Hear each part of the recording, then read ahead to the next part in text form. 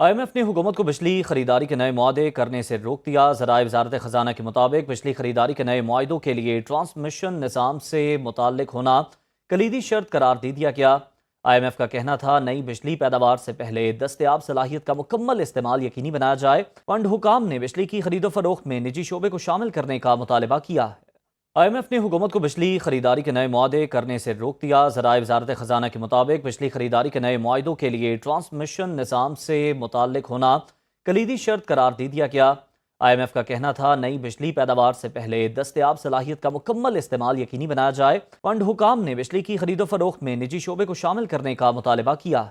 اسلام آباد میں overseas Pakistanis convention کا آغاز، چیئرمین سینٹ یوسف رضا گیلانی خطاب کریں گے۔ اسپیکر قومی اسمبلی سردار ایاز صادق، وفاقی وزراء عطا اللہ تارڑ، ڈاکٹر طارق فضل چودھری، چودھری صالح حسین اور انجینئر امیر مقام شریک، SIFC، وزارت خارجہ، وزارت تجارت اور نادرا کی میٹنگز ہوں گی۔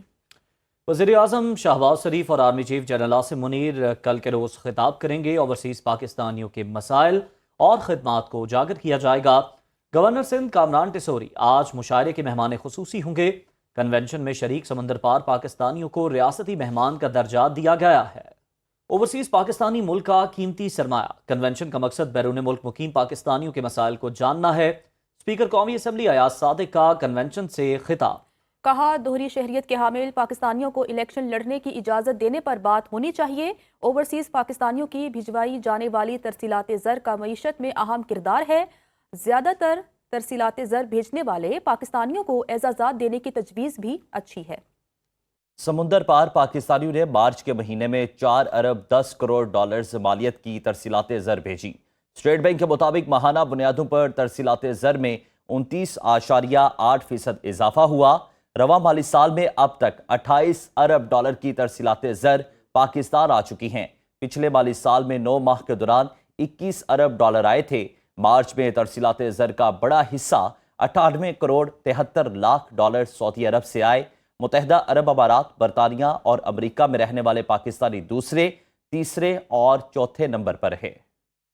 آئندہ بعد سے افراط زر میں اضافہ ہوگا۔ گورنر اسٹیٹ بینک جمیل احمد کی کراچی میں میڈیا سے گفتگو، بولے پاکستان کی بیرونی ادائیگیاں 26 ارب ڈالر ہیں۔ 16 ارب ڈالر کی ادائیگیاں رول اوور یا ری فائنانس ہوں گے۔ بقایا 10 ارب ڈالر میں سے 8 ارب ڈالر کی ادائیگی کر چکے ہیں۔ رواں مالی سال کے اختتام تک GDP نمو 2.5 سے 3.5% رہے گی۔ زرعی ترقی بہتر رہی تو معاشی نمو 4.2% تک ہو سکتی ہے۔ پاکستان سٹاک مارکیٹ میں نئے کاروباری ہفتے کا مثبت آغاز، 100 انڈیکس میں 894 پوائنٹس کا اضافہ ہو چکا۔ انڈیکس 1,15,747 پوائنٹس پر ٹریڈ ہو رہا ہے۔ جاپان کی سٹاک مارکیٹ میں انڈیکس 1.41% بڑھ گیا۔ جنوبی کوریا کی سٹاک مارکیٹ میں کاروبار 1.46% بڑھا ہے۔ ہانگ کانگ کی مارکیٹ میں بھی تیزی آئی۔ عالمی منڈی میں خام تیل کی قیمتوں میں کمی آئی ہے۔ مہنگی بجلی نے پاکستانی عوام کو سولر توانائی استعمال کرنے پر مجبور کر دیا۔ پاکستان دنیا میں سب سے زیادہ سولر پینلز درآمد کرنے والا ملک بن گیا۔